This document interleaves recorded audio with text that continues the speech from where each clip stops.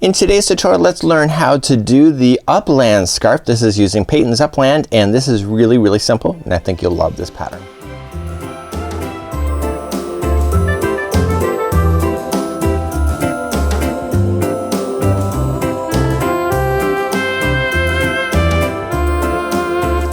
Welcome back to the Crochet Crowd as well as Yarnspirations.com. I'm your host Mikey. Today we're going to experience my pattern here, and this is called the Uplands Scarf, and I called it because I basically named it after the brand of yarn that I used. So this is a pattern by me, and basically it is amazing yarn that we're going to be working with today. I'll tell you a little bit more about this yarn because it's actually very unique to itself, and this pattern is a matter of just repeating 2 rows over and over, and you have a really great look to it, and I'll explain more about that in just a moment.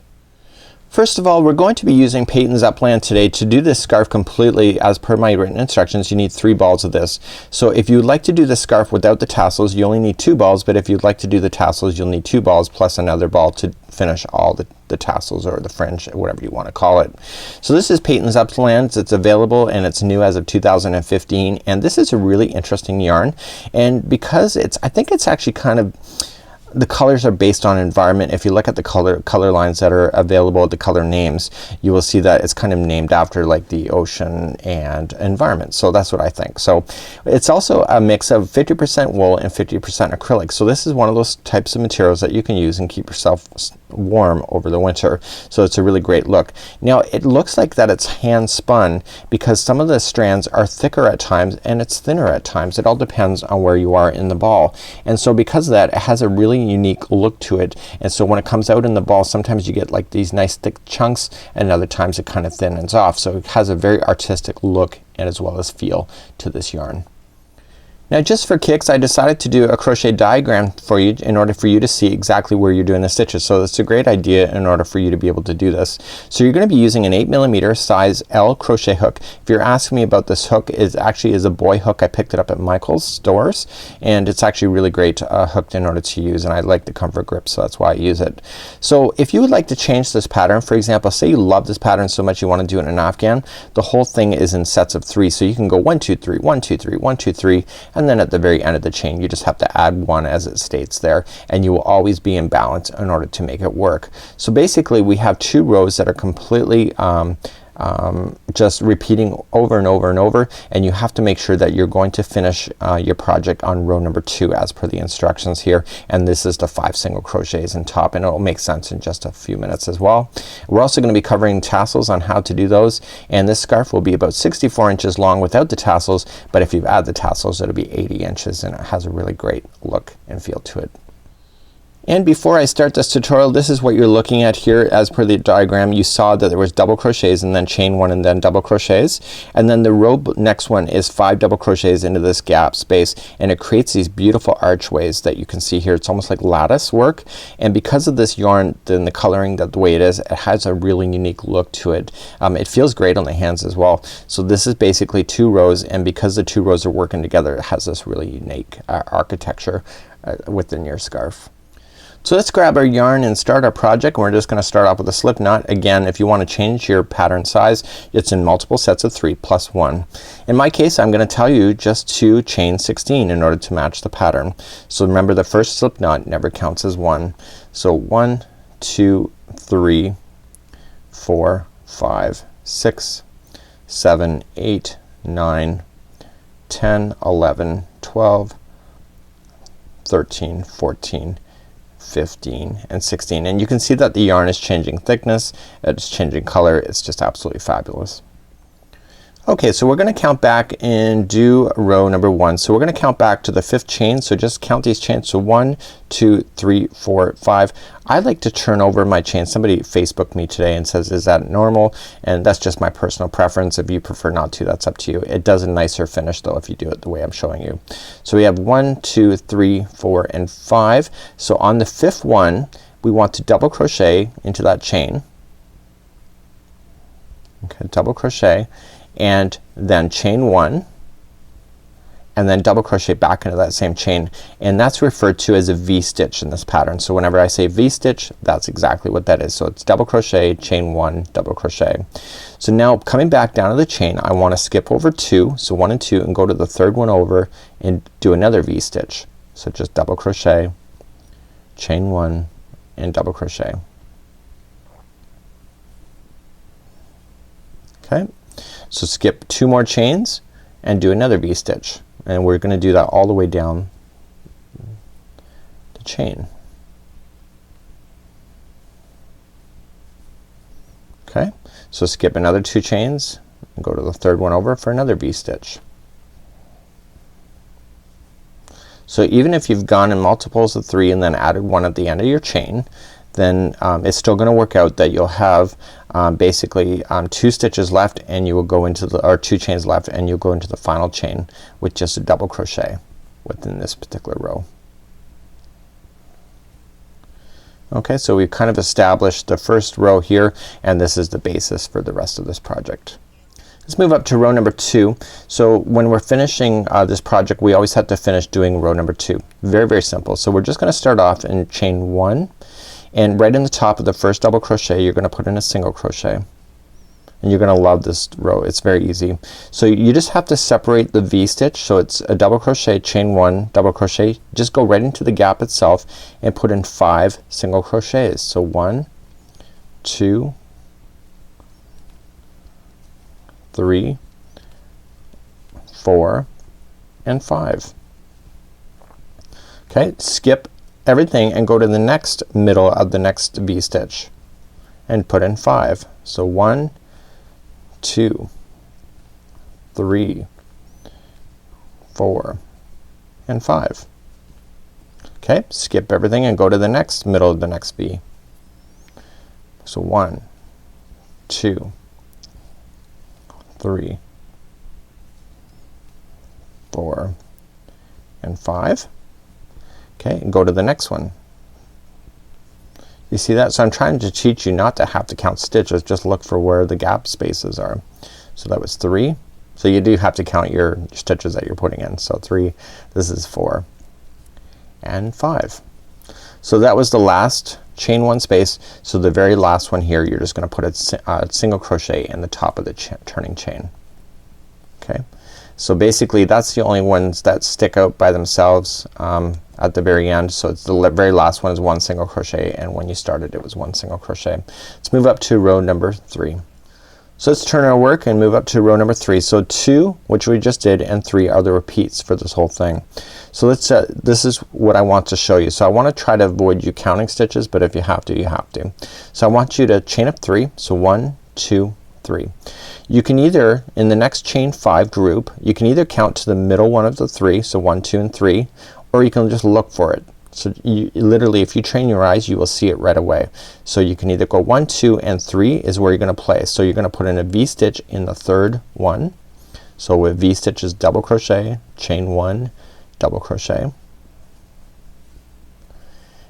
Okay, so once you get that done, just come to the next group of 5 and look for the third one over or the middle one, and just count it over, or just look for it. Oops, and this is a V-stitch. So 1 double crochet, chain 1, 1 double crochet. Okay, come to the next group of 5. Okay, count it or look for it, up to you. And I have to say, if you're off by 1, you're really never gonna see it in this pattern. But I would try to get close, but if you're off by 1, I wouldn't be frogging nothing. So here we go, the last group of 5, and go to the middle one. It literally, did my whole scarf in a matter of a couple hours, so my eyes are just automatically looking to that middle one. Okay, so once you get that done, just a double crochet into the final single crochet. So I'm gonna repeat row number 2 once again, just to make sure that you're on track, and then I'll show you how to do the fringe. So let's repeat row number 2. So you turn our work, chain 1, we single crochet into the top of the double crochet, the first one, and now we look for the V-stitch and go for the middle. So how many is in the middle? 5. So 1, 2, 3, 4, and 5. Okay, and then we go to the next one. So 1, so the next V-stitch is gonna be 5, sorry. 2, 3, 4, 5. So this is a mindless pattern in my opinion, because you just look for the stitches and your hands just do the work. Okay, next group of 5. So 1, 2, 3, 4, and 5. Okay, next group of V-stitch, another 5, 1, 2, 3, 4, and 5. And then the final one here is 1 single crochet into the turning chain. So that's how you do this whole scarf. So you're gonna use up 2 full balls doing this whole thing. If you would like tassels or fringe at the end, you just have to use an extra ball in order to accomplish that, and the instructions how to do that, but I'm gonna review that next. Okay, so we have the chart back here again. The red dots indicate where you should put your tassels. So you're gonna have tassels right in the base section. Okay, this is the starting chain, and then right where you're having it here. So you're gonna finish on row number 2, which is this one. So your tassels will be put into the middle one of the group of 5. Okay, there's 4 of them, and then down here I put it into the actual center of the V out. So to do tassels, so looking at it here, so we're looking at it here, here's the starting chain. So I would have put it, the tassel, right around this whole section. Okay, so I would trap that whole thing in right here. And on the other side, what I would do is in the middle of the group of 5 is where it is, so you can see it's in balance going all the way down. So how do you do tassels? Let me show you that in just a sec. To do tassels, I really like the 16-inch. So you're gonna take a tape measure and just put it down and just lay down your string beside a tape measure. Okay, so let's pretend that's 16 inches, and you're going to trim your yarn. So there's one spot. So once I get one done, I just put down another one, and I always like 4 per tassel.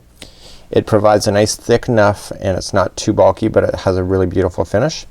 The worst thing you can ever do with tassels is that you don't provide enough yarn into it, or you just don't make them long enough and you wish it would have been longer. So be prepared to waste a little bit of yarn, especially to get the length that you want. So now that I have my 4 here, I'm just going to group them all up, and I'm gonna line them all up in my hand so that all the points or the ends are together at the same height. Okay, so all 4 together, and I'm gonna run my hand and just kind of pull, and if I'm off by a little bit, you're gonna be able to tell right away. So once I get that done, I'm gonna lay my hand, the yarn into the hand, and I'm just gonna pull up like so. So I just wanna make sure it's balanced. So I wanna make sure that all the yarn is pretty much balanced, so that all the strings are pretty much at the same height. The ones that are extra long, you know, you don't worry about those, you're gonna trim those. So using my hand, I'm just gonna leave up a loop like so. Now we're gonna grab up our project, and so for example, say I was gonna do the middle one of there. I insert my hook into the middle stitch. Okay, going in like so.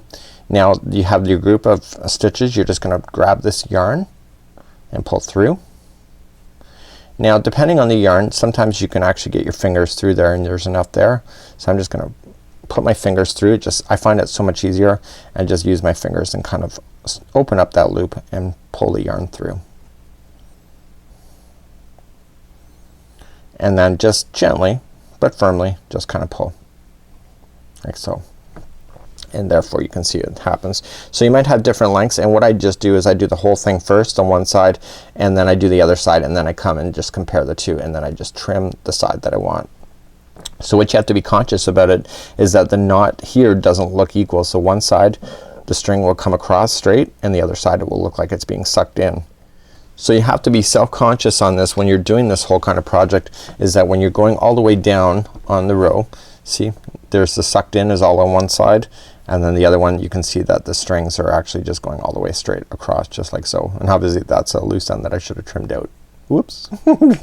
But yeah, so it just makes it really simple. Now the trick is, if you're going to wear this scarf and you want all of the straight lines going all the way across, then what you have to just do is that when you go to cross compare them, you wanna make sure that when the scarf is being worn, that basically it's equal on both sides, so that you have the lines going across or they're going sucked in. I don't think it looks as cool as if you got one side then that has the lines going across and the other side looking like it's sucked in. Again, that's a personal choice. It's just something that would bug me in the long term. So that's how you would complete one of these scarves. So that's it for today. Enjoy my Uplands scarf. It's a great little pattern, and in order to get these tassels really nice and full the way you see it, I did a steamer and I steamed them up to puff them up, and it gives them a little bit of body as well, and you can straighten those up when you use the steamer as well. So until next time, I'm Mikey on behalf of the Crochet Crowd as well as Yarnspirations.com. Have a great day, and we'll see you next time. Bye bye.